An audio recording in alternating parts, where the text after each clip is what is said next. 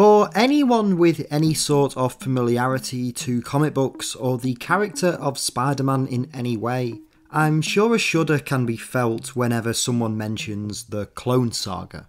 The Clone Saga, a Marvel Comics storyline which ran from October 1994 to December 1996, is widely accepted as one of the worst executed, most convoluted, and downright frustrating storylines in all of Marvel history.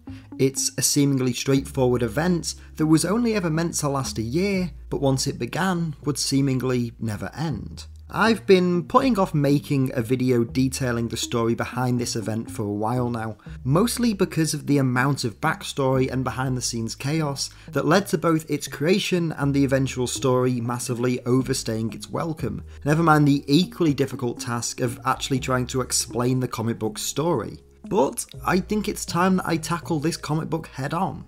So in this video, I'm going to explore the real life backstory behind one of the most notorious comic book events in history, try to explain the simple and straightforward ideas at the heart of it, and how it spiralled into a 2+ year saga that felt more like a runaway train than a superhero story, and in retrospect, just what happened to the Clone Saga and where exactly it went wrong.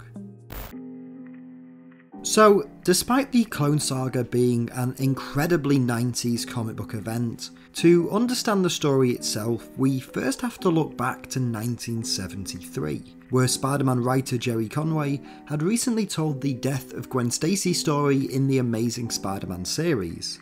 Now, following Gwen's death, Marvel began a story involving Peter and Gwen's former professor, Dr. Miles Warren, who became a villain known as the Jackal, obsessed with the now deceased Gwen, and desperate to bring her back to life through cloning, ultimately creating clones of both Gwen and Peter. This leads to what we'll call the original Clone Saga, which ran from Amazing Spider-Man issue 139 to 150, which sees the Jackal capture Peter and force him to fight his clone self, with the two Spider-Men ultimately working together to defeat the villain before the clone is seemingly killed in an explosion. So all in all, a relatively straightforward story, right?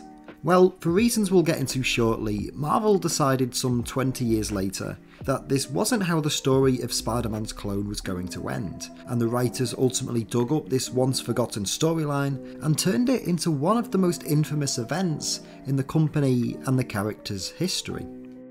It's now the early 1990s, and Marvel have found themselves trailing behind their biggest competitors, DC Comics, who had found recent incredible success following the 1992 event, The Death of Superman, and the following year's equally status quo shattering Batman Nightfall stories. These two events were huge successes for DC, and Marvel, desperate to regain their top spot in the industry, decided it was time to stage their own equivalent storyline. As Reed Tucker explains in his book Slugfest, at an editorial meeting in 1993 or 1994 with various executives, they were noting that the death of Superman had just been mentioned on The Today Show. Marvel began to formulate a response to DC's big event, one that might pull similarly heavyweight coverage in the process. The idea they landed on was that Peter Parker and his wife would have a spider baby. The initial idea that Marvel had to revitalise their sales was to take their most popular hero Spider-Man and have him finally become a parent.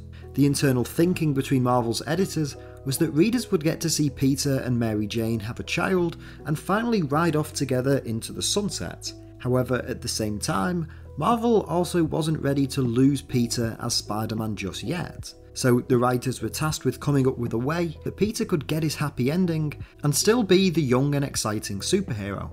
And this is where the clone storyline from the 1970s came back into the fold. As Mark Bernardo recalls, marching orders were given by upper management to come up with something similar in scope to DC's Death of Superman storyline, which at the time was breaking sales records left and right. Thus, no outrageous idea was out of bounds. Terry Kavanagh was cajoled into blurting out his clone idea, which first was met with groans and indifference, until someone, to my recollection JMD Mateus, suddenly realised the radical possibilities of such a storyline. And with that, it seemed like a perfect idea. Marvel could have Peter become a father and leave his old life behind, and the once thought dead clone could return and take his place. It's like how DC switched out Bruce Wayne as Batman in Nightfall for Jean-Paul Valley, except it's essentially still Peter, just a newer version. At the time, it seemed like a fairly good idea. Marvel would reintroduce the clone under the alias of Ben Reilly, who would then replace Peter as the new flagship hero for the series. And with that, the idea that became the Clone Saga was underway. And what could possibly go wrong? The Clone Saga was never supposed to be a literal saga. By all accounts, Marvel's plan was for the story to last less than a year, concluding in Amazing Spider-Man issue 400, and wrapping up with Peter and MJ leaving to settle down with their newborn child, and Ben Reilly to take up the mantle as the new Spider-Man. And although in principle this sounded fairly straightforward, in execution it was anything but. The Clone Saga kicked off at the end of Spectacular Spider-Man issue 216 from September of 1994, where Peter, after visiting Aunt May, who was hospitalised, is confronted by a mysterious doppelganger. This cliffhanger leads into October's Web of Spider-Man issue 117, where the clone is formally introduced and acknowledged as the same one from the original 1973 story. After initially coming to blows, the two Spider-Men eventually begin working together, with the two fighting villains such as the Jackal, who was brought back in order to make readers question whether the Peter we've been following was actually the clone, and also a new antagonist in the form of Kane, another failed clone of Peter who was discarded by the Jackal for being deformed and mentally unstable. Around this time, Marvel also introduced the character of Judas Traveler, a mystical being who sought to study the two Spider-Men and investigate the true nature of evil and how it manifests within individuals. Eventually, Amazing Spider-Man 400 did come around in April of 1995, but it didn't wrap up the story in the way it was initially intended.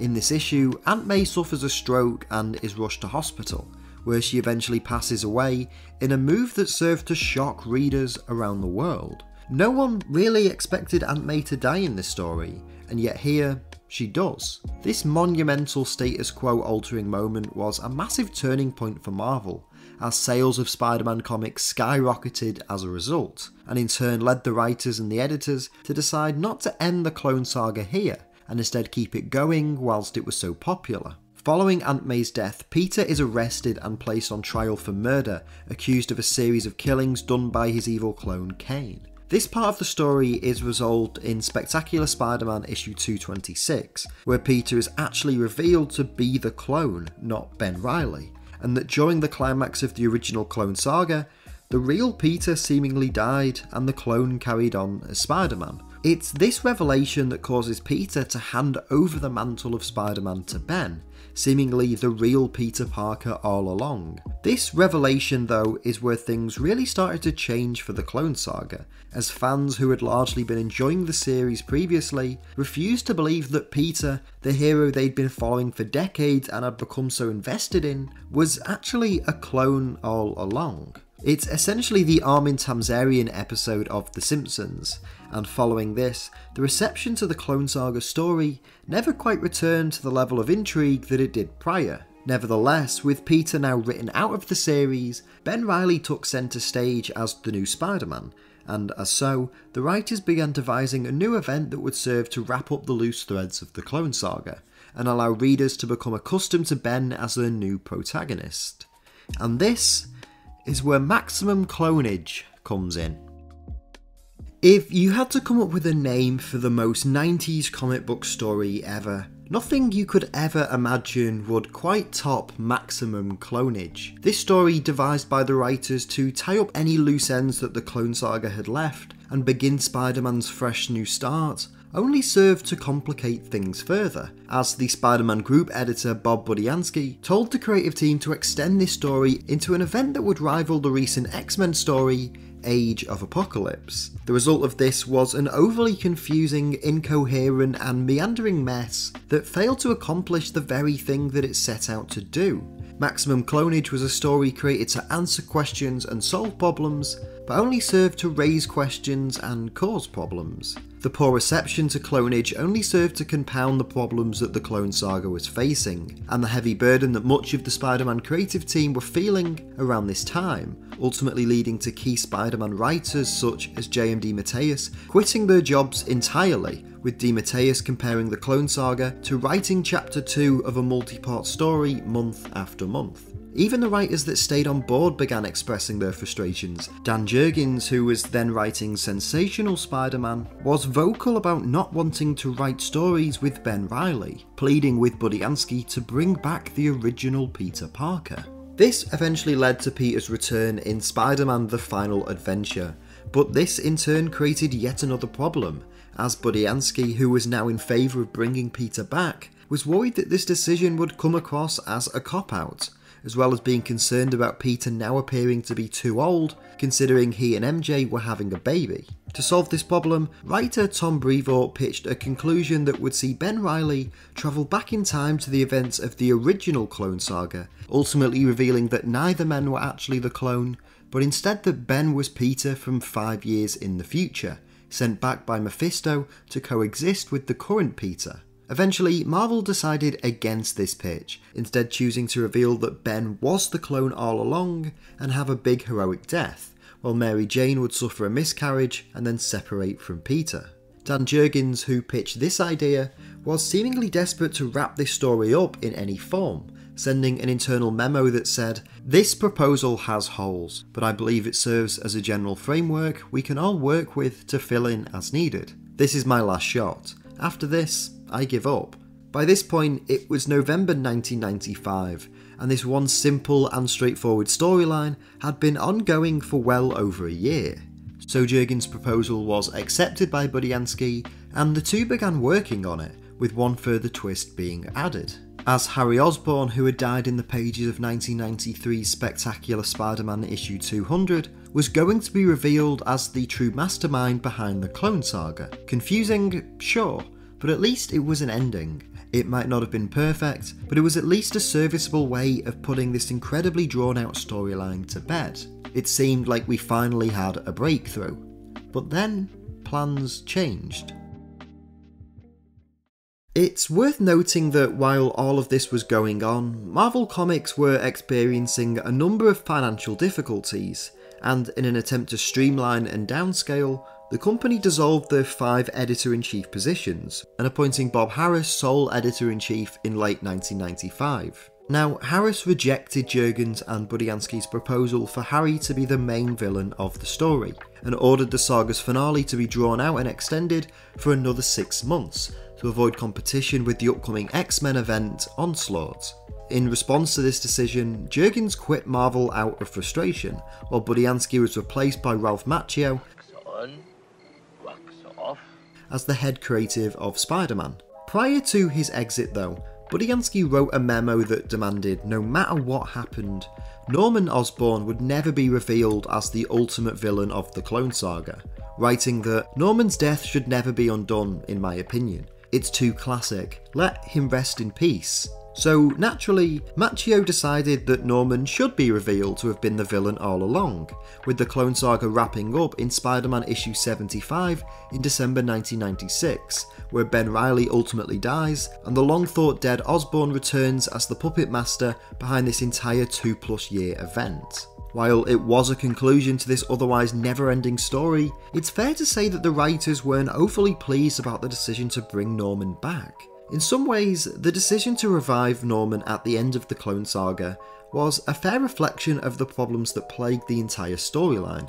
The Clone Saga was only supposed to be a short and simple event, and yet some 2+ years later, it ended in a revelation that somehow undid everything dating back to before the original story that theirs was rooted in took place. As Spider-Man editor Mark Bernardo best described it, the length of the story arc was initially planned to be short, but rapidly spun out of control and ended as a fiasco. Ironically, the whole storyline, which was supposed to simplify Spider-Man's mythos and bring him back to basics, ended up complicating everything beyond what anyone imagined. The Clone Saga's ending was incredibly messy, confusing, and only served to further complicate the continuity of the larger Spider-Man comic series, and in many ways, you could say it was the perfect way to ultimately send off such an unmitigated mess of a story. In the end, whether it's for good reasons or not, I think the Clone Saga definitely holds a special place in the history of Spider-Man and comic books in general. The story was conceived to be a marquee event to rival Nightfall and the death of Superman, but ultimately demonstrates the problems that plagued comic book storytelling in this period of time, arguably better than either of those events ever could. And while I'm sure, like any story, the Clone Saga definitely does have its fans, it's hard to ignore the fact that this story became so removed from its original intent, and became the embodiment of the very problems that it tried to solve when it was first pitched. Whether good or bad though, it's fair to say that the Clone Saga is one of the most controversial, infamous, and notorious moments in all of Marvel history. And regardless of if you like the story or not, it's hard to dispute its significance as a major comic book event, though whether the Clone Saga is a success story or a cautionary tale is entirely up to you.